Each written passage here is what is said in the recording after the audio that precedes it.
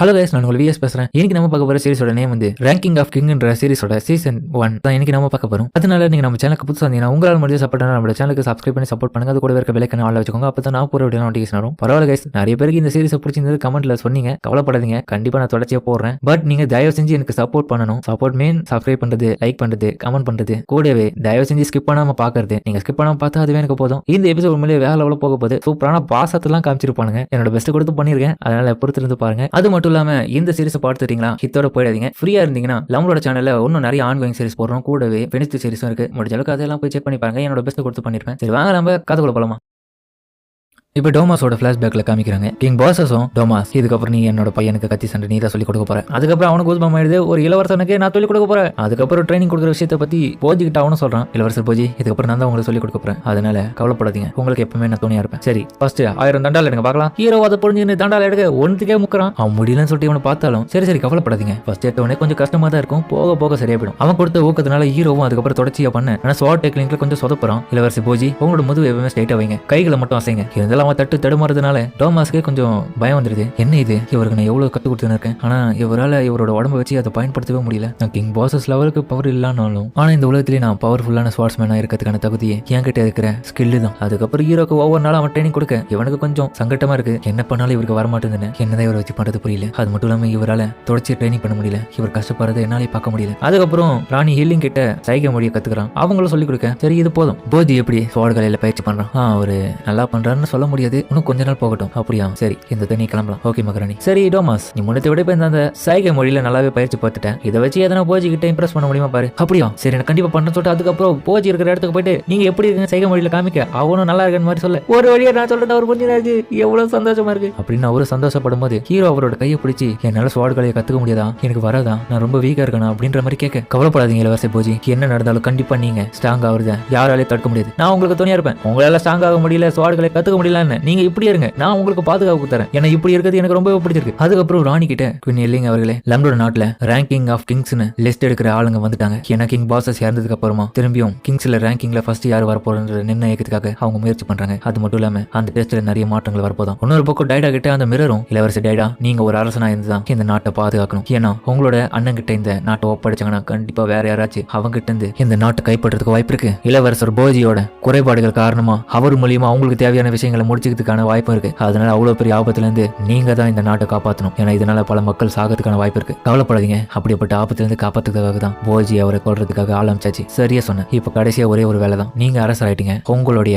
அப்பாவான king பாசஸோடைய முழுமையான பவரை நீங்க பெறணும். ஆனா அதுக்கு இப்ப அவசியம் இருக்குதா? அவசியம் இருக்குதுதான் கிங் டைடா. ஏன்னா நீங்க ஒண்ணு சின்ன பையனா இருக்கிறதுனால அவரோட பவர் உங்களுக்கு தேவைப்படுது. எந்த நிலைமையில இருந்தீங்கன்னா அவரோட பவர் வச்சு எவ்வளவு வேணா சாதிக்கலாம். ஆனா எனக்கு யாரோட பவரும் தேவையில்லை. என்னோட சக்தி மேல எனக்கு நம்பிக்கை இருக்கு. அதை வச்சு நான் நாட்டை ஆள்றேன். அதுக்கப்புறம் ஏப்ஸ் இருக்கிற இடத்துக்கு அந்த ரேங்கிங் லிஸ்ட் எடுக்கிற ஆளுங்களும் வரேன். ரொம்ப நாள் ஆச்சு. அமைச்சர் ஏப்ஸ், என்ன ரேங்கிங் லிஸ்ட் ரெடி பண்ண வந்துட்டீங்களா? ஆமா உங்களை ரொம்ப நாள் கழிச்சு பார்க்கறதுனால உங்களோட பழைய ஞாபகங்கள் தான் எனக்கு வருது. நீங்க 2 பேரும் எப்படி கஷ்டப்பட்டீங்க. அப்ப பார்த்தா கிங் பாசஸும் இவனுக்கு 2 பேர் சமாளிச்சிருந்து அந்த மான்ஸ்டரை தனி அளவு போட்டு தள்ளுறாரு. கண்டிப்பா சொல்றேன், உலகத்திலேயே பவர்ஃபுல்லான ஆளுனா கிங் பாசஸ் மட்டும்தான். அவரோட லெவலுக்கு இது வரைக்கும் நான் யாரையுமே பார்க்கல. அது மட்டும் இல்லாம ரேங்கிங் லிஸ்ட்டை இப்போ எடுக்கிறதுனால நீங்க நிறைய மாற்றங்கள் அதுல வர வைக்க போறீங்களாமே. ஆமா அப்படியா, சரி இதுக்கு முன்னாடி நான் ஒரு விஷயத்தை கேள்விப்பட்டேன். இந்த ரேங்கிங் லிஸ்ட்ல முதல்ல வரவங்க யாரா இருந்தாலும் காட் கிட்ட ஒரு வார்த்தை கேட்கறது மூலியமா அவங்களுக்கான பல புதையல்கள்ல ஒன்னு அவங்க தேர்ந்தெடுத்து அதை பெற்றுக்கலாமா. அப்படி பெறும்போது சில பேர் அதுக்கப்புறம் காணாம போயிடறாங்களா, அப்படி இல்லைன்னா முட்டாள்தனமா நடந்துக்க ஆரம்பிச்சிடறாங்களா. சரியா சொன்னீங்க அப்படின்னு நான் ஒன்னும் சொல்ல. அதுக்கப்புறம் இவனும் கிளம்பி வந்துங்கிறான். ஒவ்வொரு இயற்கையும் ரசிச்சு பார்த்துனே போக ஹீரோக்கு தூக்கம் வரதுனால அதோட அந்த இடத்துல டென்ட் போட்டு தூங்குறானுங்க. ஆனால் நம்ம ஹீரோக்கு தூக்கமே வரல. கண் வச்சிருந்து எப்படியாச்சும் நம்ம வளசாலி ஆகணும்னு யோசிச்சிருக்கான். அதுக்கப்புறம் ஒரு டவுனை காமிக்க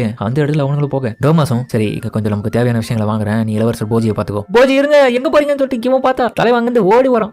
அவரை தொலைச்சிட்டு தேடணும். அதுக்கப்புறம் பார்த்தா ஒரு பொம்மலாட்ட ஷோக்கு தான் வந்திருக்கான். அந்த இடத்துல குழந்தைங்க எல்லாருமே நம்ம கிராமத்துல எப்படி பொம்மலாட்ட நிகழ்ச்சி நடத்துவாங்களோ அந்த மாதிரி தாங்க. அதுக்கப்புறம் அந்த ஷோ சிறப்பா முடிய ஹீரோவும் பார்த்துட்டு அங்க இருக்கிற ஓனர் எல்லாரும் காசை வாங்குற மாதிரி நம்ம ஹீரோ கிட்ட வந்து வாங்க. அவனும் கோல்டு காயின் போறதுனால இதை பார்த்து அவ்வளோ சாக்காவே ஒரு பக்கம் அந்த கும்பல நின்று திருடம் ஒருத்தன் இதை பாத்துறான். அதுக்கப்புறம் நம்ம ஹீரோவை தேடிக்கினே ஹக்குரோவும் போயின்னு இருக்க. இளவரசர் போஜி என்ன ஆச்சுன்னு சொல்லிட்டு பார்த்தா அவன் மட்டையா கிடக்குற உங்களை யாரும் கொண்டுட்டாங்கன்னு சொல்லிட்டு இவன் பதில் போய் பார்க்க. அதுக்கப்புறம் பார்த்தா நல்லா தூங்கின்னு இருக்கான். அடடா நல்லா தூங்கின்னு இருக்கீங்களா, சரி இளவரசர் போஜி உங்க பேக் அங்க. இளவரசர் போஜி உங்களோட பேக் அங்க பாருங்க. அடடா காணாம போயிடுச்சு அப்படின்னு சொல்லிட்டு அவன் பாத்துற. போஜா உங்க பேக் எவனை தேடி இருக்கான். அதுக்கப்புறம் நானும் டோமா கிட்ட இதை வச்சு சொல்றேன். டே முட்டாள், கூட இருந்து நீ தான்டா பாத்துக்கணும். இதெல்லாம் மனைவி கேட்டா மட்டும் போன பேக் வந்துருமா? என்ன மன்னிச்சிருங்க டோமாஸ். ஹீரோவும் இல்ல அவங்க தப்பு இல்ல, நான் தான் இந்த வேலையை பார்த்தேன். நீங்க எதுவும் சொல்லாதீங்க, கம்முனுங்க. நீங்க எந்த தப்பு பண்ணாலும் அது எங்க மேலதான் அது தப்பு. உங்களை எதுவும் சொல்ல மாட்டாங்க, எங்களை தான் சொல்லுவாங்க. அதனால இளவரசி போஜி, தயவு செஞ்சு எல்லா விஷயத்துல கொஞ்சம் எச்சரிக்கை இருங்க. நீங்க இந்த மாதிரி இருந்தீங்கன்னா உங்களை ஈஸியா ஏமாத்துறாங்களே. அது மட்டும் இல்லாம நீங்க ஆடம்பரமா செலவு பண்றதுனாலதான் இப்போ உங்களுடைய பேகை அவனும் களவாண்டிட்டான். அதனால தயவு செஞ்சு இதுக்கப்புறமாச்சும் கொஞ்சம் எச்சரிக்கை இருங்க. தேவையில்லாத வேலையை பார்க்காதீங்க. டோமாஸும் சரி அக்ரோ, அதுல என்ன முக்கியமான பொருள் இருந்துச்சா? அதுல குயின் ஹெல்லிங் வந்து அவங்களோட பேரண்ட்ஸ் ஆன அவங்களுக்கு லெட்டர் எழுதுன அந்த லெட்டர் அதில் தான் இருக்கு. டேய் பைத்தியக்காரா, என்னடா அதுல போய் வச்சிருக்கீங்க? அது காணாம போச்சுன்னா என்னடா பண்றது? யாரா இது பொறுப்பு? ஆனா அவனும் கடுப்பாயிட்டு அமைதியாயிரான். சரி விடுங்க, போனது போது, அதை பத்தி பேசி என்ன பிரயோஜனம்? சரி வாங்க போய் சாப்பிடும். அதுக்கப்புறம் இப்ப நாட்டுல கிங் டைடாவை காமிக்க அவங்க அப்பா ட்ரைனிங்காக ரேங்கிங் லிஸ்ட காமிக்கும் போது யூஸ் பண்ண அந்த மான்சர் காமிக்க அந்த மான்சர் கூட இப்போ அவனும் சண்டை போட அதுல தோத்து போய் நிக்கிறான். அந்த ரேங்கிங் லிஸ்ட் எடுக்கிற வரும் கிங் டைடா. இது கொஞ்சம் சொல்றது கஷ்டமா தான் இருக்கு, இருந்தாலும் நீங்க இன்னமும் பலவீனமா தான் இருக்கீங்க. உங்களோட ரேங்கிங் லிஸ்ட்ல நீங்க 90வது இடத்துல இருக்கீங்க. இதை கேட்டு அவனுக்கு மனசுக்கு ஏத்துக்கவே முடியல. அதுக்கப்புறம் இப்ப இவனுங்க ரெஸ்டாரண்ட்ல ஒன்னா உட்காந்து சாப்பிட்டு இருக்க டோமாஸும் அகுரோ, இப்ப நமக்கு மேல இருக்கிறவங்க நமக்கு ஆர்டர் போட்டா கண்டிப்பா அதை செஞ்சுதானே ஆகணும். அதுக்கு எந்த விதமான தடங்களும் சொல்லாம நீ செய்வியா? அது செய்வானான்றது எனக்கே தெரியல. அப்பனா உனக்கு பயமா இருக்கு. இப்போ ஒரு விஷயத்தை புரிஞ்சுக்கோ, நமக்கு மேல இருக்கவங்க அவங்க எதனா தப்பு பண்ணாங்கன்னா நம்ம மேல அந்த தப்பான வேலையை செய்ய சொல்லி திணிக்கிறாங்க. பட் நம்ம அவங்க கீழே இருக்கிறதுனால கண்டிப்பா அவங்க சொல்ற ஆர்டரை கீழ்ப்பணிஞ்சு செஞ்சுதான் ஆகணும். சரியா தான் சொல்றீங்க டோமாஸ். ஏன்னா அவங்க எதனா தப்பான காரியத்தை யோசிக்காம அப்படியே பண்றாங்க. சரி விடு அப்படின்னு சொல்லிட்டு ஹீரோவை பார்க்க அவன் பார்த்தா வெல்ட் அடிக்கிறான். ஏய் சாப்பாடு சாப்பிடுறா சாப்பிடுறான். இவன் பல டோமாஸும் சோகமா இருக்க. அவனுக்கு சாப்பாடு எடுத்து போட சாப்பிடுறா. சரி சாப்பிடுறேன்னு சொல்லிட்டு இவனுக்கு அதுக்கப்புறம் சாப்பிடுறேன். அதுக்கப்புறம் மறுநாள் அவனுக்கு கிளம்பி போக இதுக்கப்புறம் இடையில எந்த விதமான சிட்டியும் வராது. அதனால ஆபத்தா இருக்கும், கொஞ்சம் எச்சரிக்கையா போஜியை பாத்துக்கோ கவனமா. ஓகே. அதுக்கப்புறம் அவனுங்க போகும்போது வழியில பார்த்தா ஹீரோட பேக் வீந்து கிடக்கு. ஹீரோ பார்த்துட்டு என் பேக் கிடைச்சிருச்சு. அப்ப அவனை திறந்து காமிக்க, போஜி அவர்களே இது உங்களோட பேக் தானே? பரவாயில்லையே, உள்ள எல்லாமே இருக்கு. அப்ப திருட நோக்கம் வந்தவன் எதுக்காக இது அப்படியே போட்டு போயிருக்கான்? அதுக்கப்புறம் காட்டுக்குள்ள பார்க்க மிகப்பெரிய மாத்தத்துல வச்சு கூட பார்த்துட்டு நின்று இருக்காங்க. டோமாஸ் தான் இவங்களை ரெண்டு பேரும் பாத்துக்கிறான். டோமாஸ் இவங்களுக்கு வழி காமிச்சிட்டு போக, ஆனா ஹீரோ பொறுப்பே இல்லாம வழியில பட்டாம்பூச்சில வர அதை பின்தொடர்ந்து போக பார்த்தா ஒரு டிராப்ல மாத்திக்கிறான். ஆஹா போச்சே அப்படின்னு சொல்லிட்டு அவன் கீழே வீடா போக பார்த்து டிராப் செட் பண்ணி வச்சு ஒரு காமெடியான விஷயம் என்னன்னா குட்டியா இருக்க பயப்பட, அதனால எதுவுமே மாக்கல. அதுல போயிட்டு ஸ்டண்ட் காட்டிச்சிருக்கான். காப்பாத்துக்கடா அப்படின்னு ஹீரோவும் கத்த. அதுக்கப்புறம் அவனும் தெஜி சொன்ன விஷயத்தை யோசிச்சு பார்க்க, அப்ப சைட்ல ஏதோ சவுண்ட் கேட்டு பார்த்தா அந்த இடத்துல சின்ன வாயில் மாதிரியான வழி இருக்கு. அதுல அவனும் போக அங்க பார்த்தா ஒரு ஆள் கத்தியை திட்டின்னு இருக்கான். இவன் வந்து சவுண்ட் கேட்டு என் எல்லைக்குள்ள வந்ததே என்ன மனுஷன் தரவா என்ன மனுஷன். நான் மேல இருந்து ஒரு இடத்த நோக்கி போயிருந்தேன்னா புல்வெளி இல்ல ஒரு வண்ணத்து பூச்சி பின்தொடர்ந்து போயிட்டு உங்க டிராப்ல வந்து மாட்டினேன். இப்ப கீழே வந்துட்டு இந்த எப்படி பார்த்து தெரியாம போயிட்டு நீ ஏதாவது உதவி பண்ணும். நல்லாவே புரியுது தம்பி, நீ மேல உலகத்துல இருந்து வந்திருக்க, கூடவே உனக்கு பேச முடியாது. நீங்க என்ன பண்றடா? ஏன்னா இந்த காடு வேலை அனுபவிச்சிருக்க ஏரியா, அதனால நீ அதை பார்க்கறதுக்காக தானே வந்த. அதுக்கப்புறம் பார்த்தா அந்த ஆளு செட் பண்ணி வச்சிருந்த டிராப்ல பண்ணியை வந்து மாட்டிக்க. அதுக்கப்புறம் அந்த பண்ணியை சமைச்சு சாப்பிடுறானுங்க நைட்ல. ஹீரோ அவனை பார்க்க, தம்பி அங்க பாருப்பா. அங்க பார்த்தா மிகப்பெரிய ஒரு உருவமும் இந்த காட்டுல எண்ணிக்கான செத்து போன உயிரினங்களுடைய ஆன்மாவை உள்ள உறிஞ்சுக்குது. அதுக்கப்புறம் அது எல்லாத்தையுமே கொஞ்சம் கொஞ்சமா புதிய உயிரினமா பிறக்க வைக்குது அதே இடத்துல. ஹீரோ இதெல்லாம் பார்த்துட்டு ஆச்சரியப்படுறான், என்னோட உலகத்துல இந்த மாதிரிலாம் நடக்குதுன்னு. அப்ப அந்த காட்டுவாசியாலும் பாத்தியா இங்க செத்து போற ஒவ்வொரு ஆன்மாவும் இப்பட புதிய உயிர்களாம் பிறப்பெடுக்குதுங்க. அதுக்காக நாங்க பிராயச்சித்தமா இதை கொள்றோம், இந்த இயற்கை சமநிலை ஆக்குறோம். கூடவே இதுக்கு மன்னிப்பா இந்த மாதிரி டான்ஸ் ஆடுவாடா, வாடா என் கூட சேர்ந்து ஆடுறான்னு சொல்லிட்டு அவன் மூட நம்பிக்கையா இதெல்லாம் ஆடின்னு இருக்கான். ஹீரோவும் அவன் கூட சேர்ந்து ஆடு. அதுக்கப்புறம் அந்த உருவமும் வரிய, சரி வாடா தம்பி ஒழுங்காவா சாப்பிடலாம். அதுக்கப்புறம் அவங்களும் சாப்பிட, ஹீரோ அதை சாப்பிட்டு பார்த்துட்டு வேற லெவல்ல இருக்கு. இந்த இடத்த பொறுத்த வரைக்கும் நம்ம உயிர் வாழ்றதுக்கு மற்ற உயிரினங்களை கொண்டுதான் அதை சாப்பிடுறோம். அதன் வகையில என்னோட பலி ஒண்ணு முடிஞ்சிருச்சு, அடுத்த பலி நீ தாண்டா, என்ன சொல்ற அப்படின்னு இவனை கொல்ல பார்க்க ஹீரோ பதற போய் நல்லா தானே என்ன திடீர்னு பைத்தியம் வச்சுன்னு சொல்லிட்டு அங்கிருந்து பதறி ஓடுறான். அந்த டைம் கீழே காட்டுக்குள்ள ரொம்ப ஆளுங்களும் இவனை தேடி இருக்காங்க. இளவரசர் போச்சு நீங்க வந்துட்டீங்களா, எங்க போயிட்டீங்க, உங்களுக்கு எவ்வளவு நேரம் தேடிங்க தெரியுமா? இதெல்லாம் டோமாஸும் பார்த்து இருக்கா. அதுக்கப்புறம் நைட்ல ஒரு இடத்துல தங்கி சாப்பிட்டு இருக்காங்க.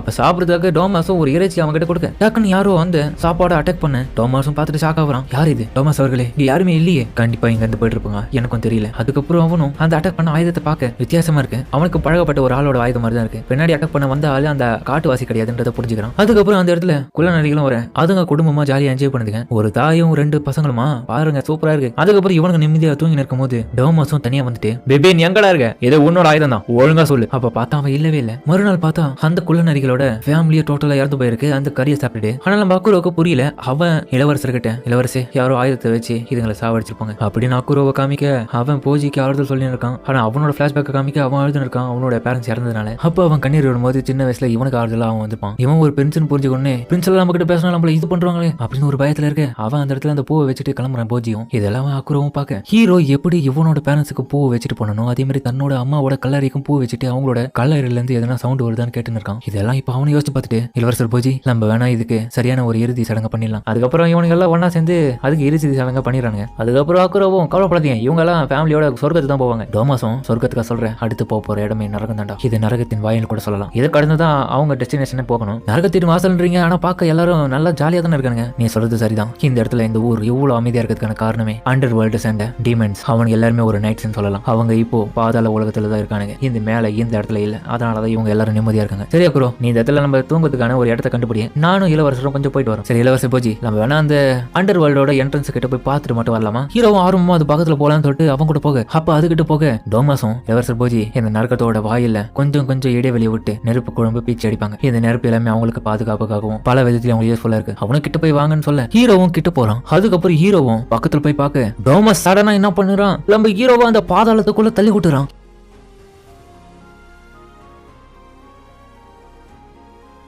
ஹீரோ கதறான் விழும்போது, டோமாஸ் ஏன் இப்படி பண்ணனு? இன்னொரு பக்கம் இப்போ நம்மளோட பேலஸ்ல ட்வின் ஹெல்லிங்கோ ஏதோ தப்பாப்படுது. அவங்களோட டீ கப்ப கீழே போட, இதுதான் தன்னோட பையனுக்கு எதனா ஒரு ஆபத்துனா தாய்க்கு உணர்வு தோன்றதுல டோமாஸும் இதை பார்த்துட்டு அந்த இடத்துல இருந்து அமைதியா கிளம்பும் போது, நான் எப்படியோ எனக்கு கொடுத்த வேலையை நான் முடிச்சிட்டேன் அப்படின்னு அவன் மனசார சிரிச்சாலுமே கொஞ்சம் கொஞ்சம் அவனுக்கு மனசுக்குள்ள வலிக்குது. நான் எதுக்காக இப்படி பண்ணு, எனக்கு ரொம்பவே இளவரசர் போஜி ரொம்பவே பிடிக்கும், நான் எதுக்காக இப்படி பண்ணு அப்படின்னு அவன் கூட இருந்த எல்லா நினைவு யோசிச்சு பார்த்து அழுகுறான். என்ன மன்னிச்சிருக்க போஜி, இளவரசர் டைடாவோட கட்டளை என்னால மீற முடியாது. இப்ப டைடாவை காமிக்கிறாங்க. டைடாவும் நான் எங்க இருக்கேன்னு சுத்தி இருக்கேன். அந்த டைம் அவங்க கிட்ட ஒரு பெட்டி இருக்குது. இளவரசி டேடா, இதுதான் பேண்டோரா பெட்டி, அதை திறந்து பாருங்கன்னு சொல்ல, அம்மா நீங்களா? இல்ல நான் தான் இது பேசினேன் அப்படின்னு சொல்லிட்டு அந்த இடத்துல அந்த மிரர் இருக்கு. நீங்க ஒரு உண்மையான அரசன் ஆகணும்னா கண்டிப்பா இதை தராங்க. அதுக்கப்புறம் அவனு திறக்க ஏதோ ஒரு அமானுஷமான விஷயமும் அவனை நோக்கி வருது. இப்ப ஃபுல்லாவே இருட்டாயிடுது.